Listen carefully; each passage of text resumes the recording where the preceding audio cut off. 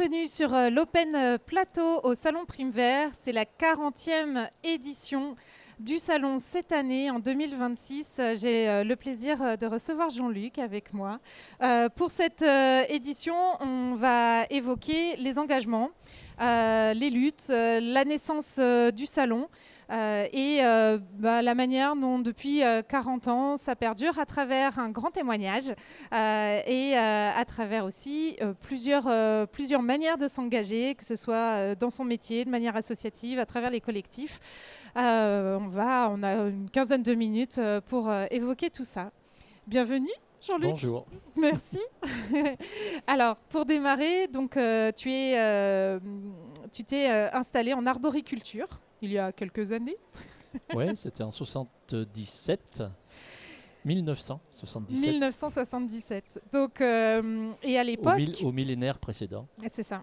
Est-ce que tu peux nous redonner quelques éléments de contexte et quelle a été ta motivation à t'installer, ou en tout cas les raisons de ton installation?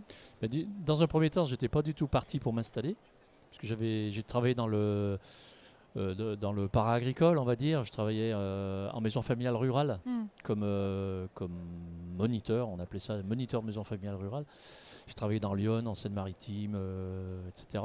Et puis, il s'est trouvé qu'il y a une place qui s'est libérée sur l'exploitation. On avait une petite ferme, c'était une petite ferme, quoi, où il y avait deux associés, donc mon père et son frère, mon oncle. On est dans le Pilat, hein, c'est ça? On est dans le Pilat, dans la Loire, au sud de la Loire. Et mon père, suite à différents problèmes de gel, etc., a perdu un peu la foi du métier et donc est parti. Et moi, je l'ai remplacé. Voilà, donc j'étais dans Lyon à l'époque. On était dans Lyon, en fait, on était en couple dans Lyon et on s'est rapproché de... Non seulement on s'est rapproché, on s'était déjà rapproché dans Lyon parce que dans un premier temps, on était en Seine-Maritime. Et là, on est venu carrément dans le Pilat. On a repris cette ferme. Et alors, j'ai découvert tout récemment, c'est-à-dire qu'il n'y a pas plus de 2 ans, que, en fait, depuis 1600, j'attends le scoop. Et au bout de 12 ou 13, je ne sais plus, c'est 12 ou 13 générations, de père en fils et en fille, en fait, moi, je me retrouvais là, on va dire, au bout de cette chaîne. Et bon, c'est vrai que ça m'a. Depuis, je me mets à travailler un petit peu dessus, donc je fais des recherches, etc. là-dessus, pour essayer de publier des choses. Mais en fait, c'est marrant parce qu'à un moment donné, je me disais, tiens, dans mon métier, je pourrais pas faire autre chose finalement, et peut-être pas ailleurs. Et en fait, maintenant, je sais pourquoi. Ça pouvait pas être ailleurs, en fait. Ça pouvait être que là. Tu faisais partie d'une lignée. Voilà. Donc en fait, oui, on est arrivé en 77. Donc j'ai remplacé mon père, donc je me suis retrouvé de fait associé avec mon oncle. On n'avait pas du tout les mêmes choses, les mêmes idées, les mêmes voilà. Et puis au bout de 5 ans, lui, il a trouvé une autre activité et puis finalement, il est parti. Et à ce moment-là, donc je me suis retrouvé tout seul. On a embauché un salarié et puis ensuite, donc ma femme s'est installée en coexploitation. Donc on était tous les deux en coexploitation en fait. Donc on était tous les deux considérés comme exploitants. Mais on se partageait les points de retraite. Oui. C'était ça la coexploitation. C'était pas vraiment deux travailleurs reconnus qui se rajoutaient. Voilà. Et donc en arboriculture? En arboriculture fruitière, donc on était en arboriculture plutôt pour la vente en gros à l'époque. Et puis petit à petit, on a fait une reconversion en bio. En arboriculture, ça paraissait un peu insensé. Puis finalement, à force de rencontrer d'autres producteurs, d'aller faire des visites, en fait, déjà là, ce qui est intéressant, c'est qu'on a pu avancer collectivement, en fait. Parce que, en fait, je crois que j'aurais jamais démarré tout seul en arbo bio si on s'était pas retrouvé assez vite à 5 ou 6 producteurs sur, on va dire, les 2 départements, Rhône et Loire. On faisait des choses, plein de choses ensemble, on travaillait ensemble, on faisait des formations ensemble, on faisait Et puis surtout, on avait un réseau qui s'appelait le GRAB, le groupe de recherche en agriculture biologique. C'était à Avignon. Et pareil, assez régulièrement, on avait des formations, on avait des, co- des gens qui venaient, qui intervenaient, des conférenciers qui intervenaient un peu de partout, y compris d'Europe, hein, puisqu'il y avait des Italiens aussi qui venaient. Et c'est comme ça que petit à petit, on a constitué un réseau qui ensuite a abouti à la création de l'ARDAB, hein, qui maintenant s'appelle Orabio. Mais toujours, en fait, quand je réfléchis, je me dis, mais en fait, ça a toujours été sur des groupes qui sont, ou des paysans individuellement qui sont regroupés et avec qui on a fait des choses. Qui se regroupent parce qu'il y a un besoin de partage de connaissances, Il y a un besoin de sortir de l'isolement. Donc, un besoin déjà technique pour arriver à trouver des solutions à nos problèmes en arbo qui étaient énormes. Au niveau commercial, parce que c'est pareil, il fallait développer de nouveaux marchés. Hein, dès qu'on faisait une reconversion, il fallait diversifier les productions aussi. Hein, parce que dès qu'on se mettait à faire de la vente locale, il fallait diversifier. Donc nous, on a été amenés à diversifier en termes d'espèces. On a intégré de nouvelles espèces. En termes de variétés, on est allé jusqu'à... sur notre banc, on avait jusqu'à une quarantaine de variétés. Parfois, pas toujours, mais souvent. Donc sur de la pomme, sur de la poire. Voilà. Sur, C'est aussi à cette époque que Prime Vert a démarré. Hein. Prime voilà. Vert a démarré en, je ne sais plus quelle année, 85 ou 6. 86, alors ça 86. Ah bah oui, forcément, c'est les 40 ans. C'est les 40 ans. Et donc, pour justement en revenir à Prime Vert, comment, parce que tu as participé à l'émergence du salon, est-ce que tu peux me... Ah non, non, j'ai pas participé à l'émergence du salon. Tu en as été témoin en tout cas. Je crois qu'on a dû participer à Prime Vert au bout de la deuxième année, peut-être, ou troisième année. Ça avait démarré au Palais des Congrès, sur une petite surface. La deuxième année, je crois que c'est la deuxième année qu'on est arrivé, parce que là, ils avaient doublé la surface, c'est-à-dire qu'il devait y avoir 300 mètres carrés peut-être. Et puis après, ça a grossi, et on est venu pendant des années ici à la Altony Garnier, et puis ensuite à Eurexpo. Et en fait, pendant au moins 30 ans, il y avait un stand Origan à Prime Vert. En fait, on ne pouvait pas y aller individuellement. C'était trop compliqué, trop cher. Donc, on s'est groupé, encore une fois, avec d'autres collègues qui faisaient d'autres productions, hein, des légumes, des fruits, fromages, vins, etc. Et on faisait un gros stand. Et où on mutualisait le coût, justement, en fonction des chiffres d'affaires. Parce qu'entre quelqu'un qui produisait du fromage de chèvre ou de vache, encore pire, et puis des sorbets par exemple, il y avait un chiffre d'affaires qui devait être de 1 à 5 ou à 8, je ne sais plus. Donc on mutualisait le coût sur l'ensemble du groupe. Et voilà, et on a continué comme ça pendant un certain temps. Mais encore une fois, c'était toujours un petit peu les mêmes gens, hein, qui nous ont permis de venir ici. Puis alors après, on crée des liens, on découvre de nouvelles personnes qui sont de nouveaux consommateurs, et puis des groupes, etc. Et voilà, et ça part comme ça, et après c'est... Et quel était le besoin de pouvoir se positionner sur un événement comme celui-là? On trouvait que c'était complètement anormal qu'à Prime Vert, il y ait des gens qui viennent de partout, et pas de la région. J'entends au niveau des producteurs. D'abord, il y avait très peu de producteurs, et qu'il n'y avait pas de producteurs de la région. Ou alors quelquefois, il y en a un qui essayait et puis il bouffait un peu la culotte, donc l'année d'après, il ne revenait pas. Et en fait, c'était très compliqué, quoi, en tant qu'individu de venir à Prime Vert pour vendre sa production. Donc on voulait participer à cet événement régional, donc on y mettait les moyens. C'était aussi un moyen pour nous de nous retrouver, parce qu'après on faisait un bilan, on faisait une petite bouffe. On était les derniers à partir du salon.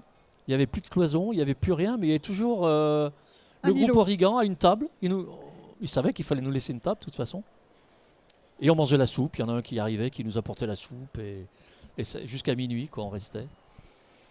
Donc voilà, c'est une petite anecdote, mais le fait qu'on soit à la 40e année, ça réveille un peu ce genre de souvenirs. Ouais.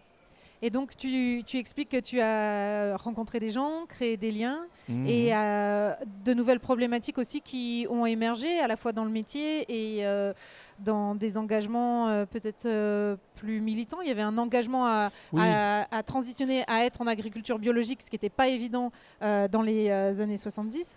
Donc, d'où la nécessité effectivement de rentrer en collectif et d'échanger sur les pratiques, de se former. Et quelles ont été, à un moment donné, les autres aspirations, les autres besoins de se mobiliser différemment? Je crois que c'est un peu parti de... Bon, à l'époque, dans la Loire, il n'y avait pas de confédération paysanne. Il y en avait d'ailleurs nulle part en France. Par contre, il y avait des groupes de paysans travailleurs dans pas mal de départements. Donc, c'était des gens qui... c'était... Comment dire c'était surtout parti de l'Ouest avec Bernard Lambert et Bernard Tarot et plein d'autres. Et puis dans tous les départements, il y avait des équipes qui étaient souvent des gens avec des productions intégrées. C'est-à-dire ils avaient ouvert des poulaillers ou des élevages assez grande échelle. Hein. C'était des poulaillers de 4000 poules ou des ateliers de veaux, etc., de porcs. Et ils étaient pratiquement salariés, enfin ils n'étaient pas salariés, ils étaient considérés comme exploitants, mais ils étaient complètement dépendants de l'approvisionnement avec les animaux à l'arrivée, avec les aliments, les produits vétérinaires, etc. Et se sont considérés très vite comme des travailleurs face à des grosses entreprises. Oui. C'est un peu ce qui a donné naissance aux paysans travailleurs à l'époque.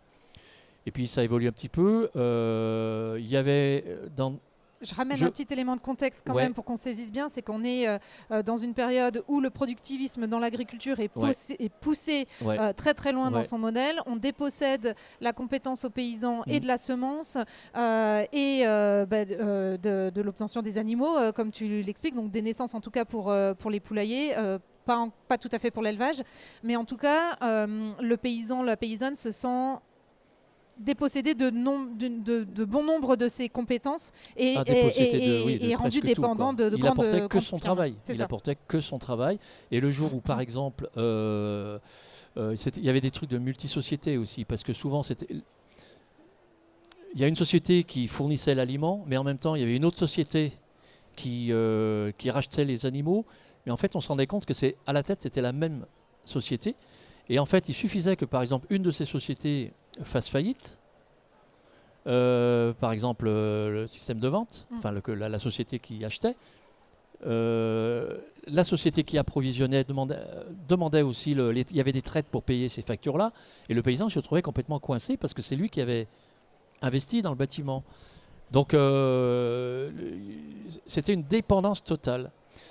Et alors donc ces groupes de paysans travailleurs, ça a essaimé un petit peu partout. En 72, il y a presque même eu un moment où ils ont failli prendre le pouvoir, on va dire pouvoir, en tout cas être majoritaire au CNJA, au Centre National des Jeunes Agriculteurs. Ils ont obtenu 40%, ils ont fait une motion, ils ont eu 40% des voix. Ça aurait été un peu plus, ça basculait. Et dans les départements, donc moi assez vite j'ai adhéré au CDJA de la Loire, puisqu'il y avait un CDJA qui était tendance paysan travailleurs. Et on a assez vite fait une scission avec le Centre National, au Centre National, le CNJA. Par contre, au niveau de la FNSEA, la Fédération départementale de la FNSEA, c'est la sensibilité paysan travailleurs qui était au conseil d'administration.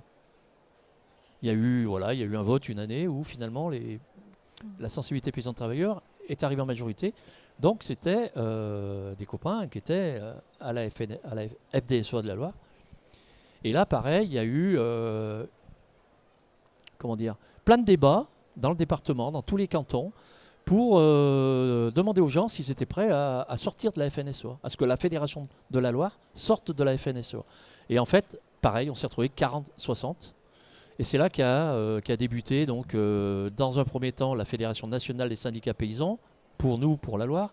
Dans d'autres départements où c'était plus des groupes de paysans travailleurs, c'était la CNSTP, Confédération nationale des syndicats de travailleurs paysans, qui ont fini par se regrouper au bout de Dans les 2 années ou 3 ans. 80. C'est 81 en fait, Quat- parce que quand Mitterrand est arrivé, il a reconnu le pluralisme syndical. Donc les autres syndicats, dans la mesure où on faisait un certain pourcentage aux élections de chambre d'agriculture, étaient reconnus pour être financés aussi. C'est ça, Bien sûr. ça marchait comme ça. Et la Confédération paysanne. Et la Confédération a été paysanne issue de est ça. arrivée, je crois, je ne me rappelle plus l'année. Il me semble en 85, 85 ou 84 Voilà. à vérifier. Oui. Donc voilà, moi à cette époque, j'ai vécu toutes ces périodes-là de scission, de réflexion pour savoir si on sortait ou pas, etc. Ça a été des grands débats qui ont beaucoup clivé le paysage paysan À du l'époque. département. Mais Ouais. les enjeux, là, sur quel point on cristallisait les clivages, justement, sur quoi on n'était pas d'accord et quels étaient les enjeux pour toi? À l'époque, les revendications, nos revendications à l'époque, c'est au début de la Confédération paysanne aussi, c'était par exemple pour le foncier. Donc aujourd'hui on parle de régulation du foncier, etc. Mais à l'époque, c'était des offices fonciers qui prennent la main un peu sur toutes les transactions foncières qui se déroulent à droite et à gauche, et qui, avec des interlocuteurs locaux, qui décident de la destination des terres qui étaient libérées. Donc c'était une sorte C'est l'ancêtre de la SAFER, quelque part. La tout à SAFER fait. existait déjà. Ouais.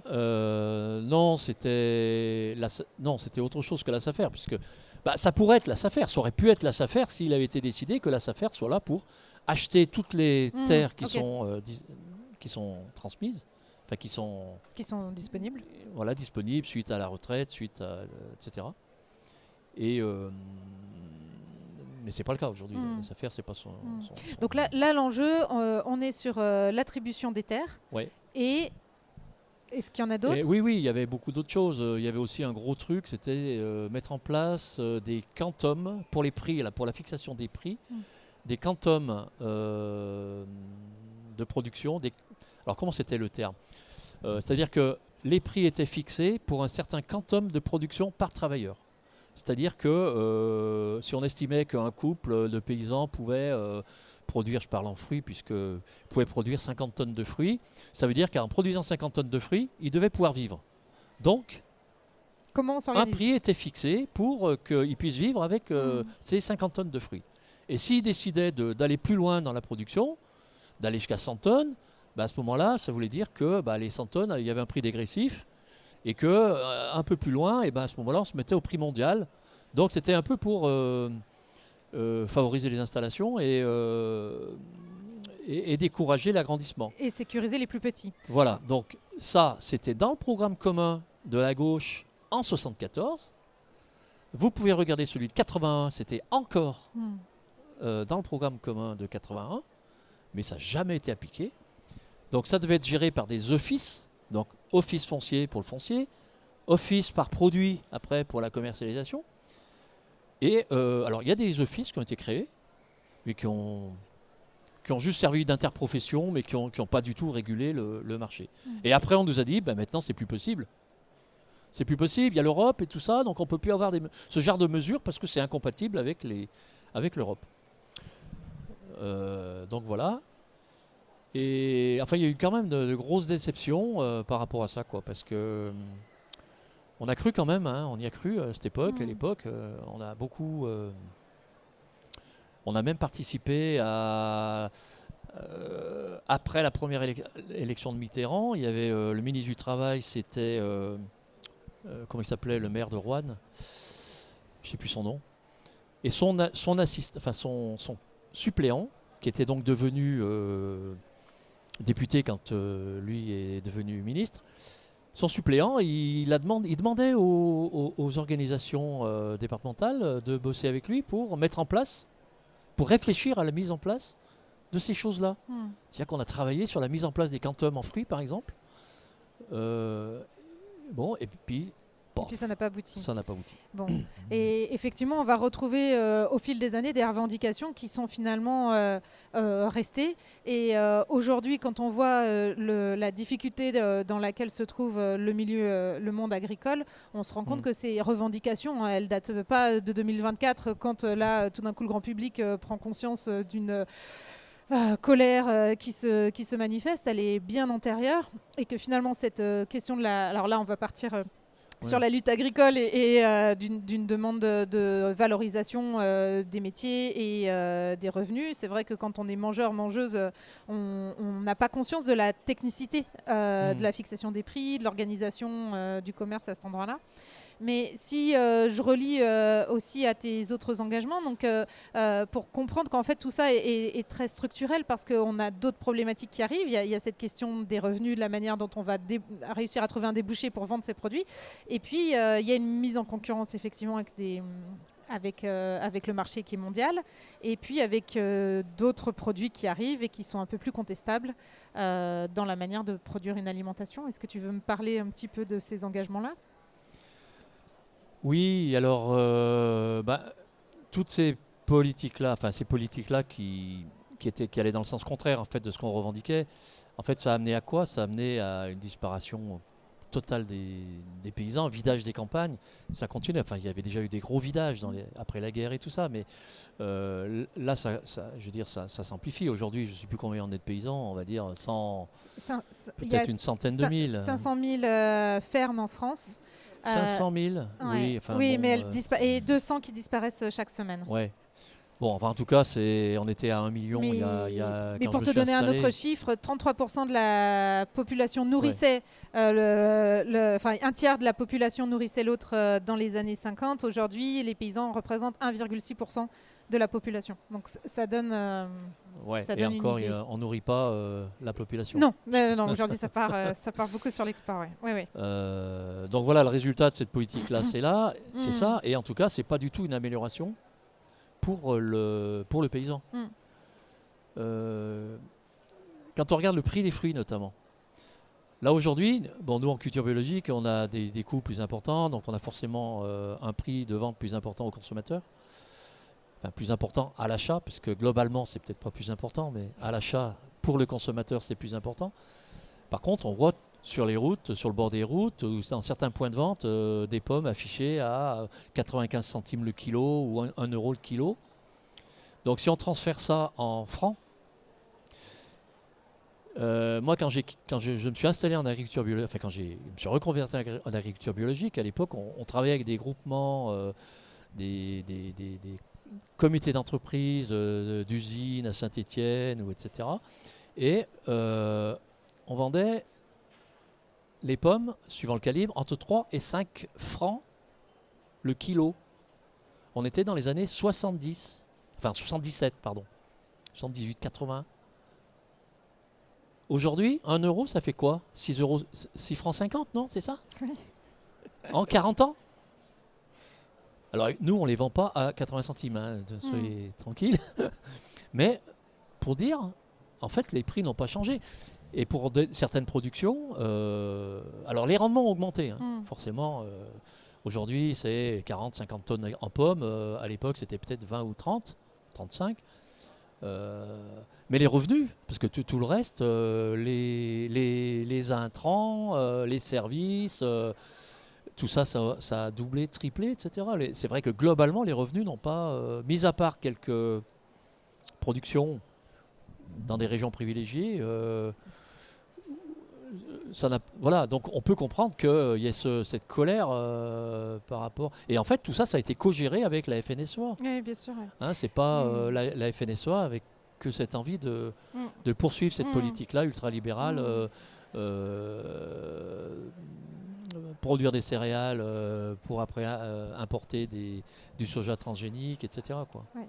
Donc sur ces questions-là, je peux inviter à aller voir les rapports de Terre de Liens qui racontent assez bien et qui vulgarisent assez bien tous ces enjeux. Ouais, alors c'est vrai que c'était chouette de pouvoir revivre avec toi ces moments-là d'évolution dans le monde agricole. On a complètement explosé notre temps d'échange. Et on n'a pas parlé des faucheurs et on n'a pas du tout parlé Et des pesticides. C'était des pesticides. Mais en tout cas, ce qui était, donc on va pouvoir, et c'est ça l'intérêt du salon, de poursuivre en direct sur les stands. Mais ce que je voulais revenir pour conclure correctement, ce que je retiens en tout cas de cet échange, c'est qu'il y avait cette nécessité de faire à plusieurs, d'être en collectif, des revendications qui prennent du temps, avec des déceptions parce qu'on organise des choses, on essaie de mettre en place des moyens pour que les agriculteurs et agricultrices puissent vivre correctement de leur métier, le faire évoluer et puis garder une diversité sur les territoires. Ce besoin d'être en collectif aussi dans les luttes, dans les manières de s'organiser, le salon en fait partie. Un petit mot sur l'avenir, comment tu le vois cet avenir en 2026 par rapport à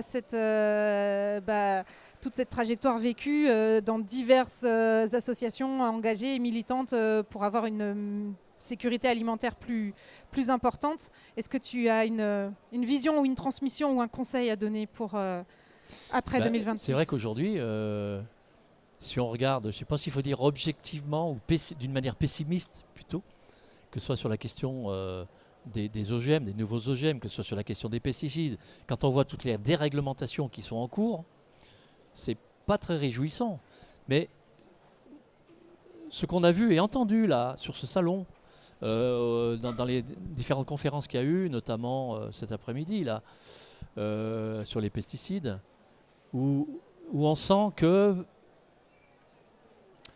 il y a des choses qui se passent, il y a une prise de conscience. Il y a une espèce de prise de conscience. Je ne sais pas, il y a longtemps qu'on parle d'une prise de conscience, mais ça se concrétise comment, on ne sait pas. Mais là, on a l'impression quand même que les gens vont finir par se rendre compte qu'il faut se mettre en face, quoi. Il faut se mettre en face de ce mastodonte qui est en train de nous écraser. Et de différentes manières, que ce soit simplement en remplissant une pétition, mais aussi en allant comme on fait pour les pesticides par exemple, en allant dans les firmes pour aller rechercher les pesticides interdits et puis le dénoncer et lancer des actions juridiques contre. Moi, je sais pas, ce salon-là, moi j'ai senti une espèce de... Un élan. Un certain élan, ouais. Okay. Ouais. Et puis il faut dire aussi qu'il y a eu des intervenants de super qualité, de très très haute qualité, qui ont su... donner ce mouvement et cette impulsion. Ouais. Donc je vous invite à aller voir les conférences qui seront retranscrites sur le site de Prime Vert. Et 2026, ce sera l'année du mouvement, l'année où il va falloir se positionner et essayer de se regrouper, de faire du lien pour rentrer encore une fois dans les luttes et dans une action citoyenne de terrain. Je vous souhaite une belle journée. Merci beaucoup Jean-Luc d'être venu témoigner sur ce pan d'histoire. Et puis bon salon.